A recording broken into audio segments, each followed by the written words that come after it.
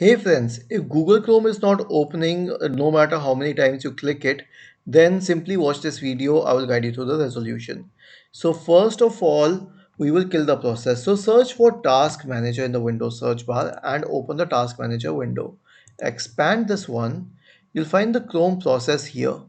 If you find it, right click on it and select End Task. And even if you don't find it, you can still end the task.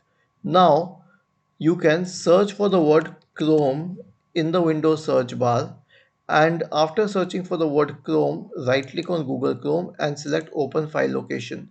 Now this will take you to the file location.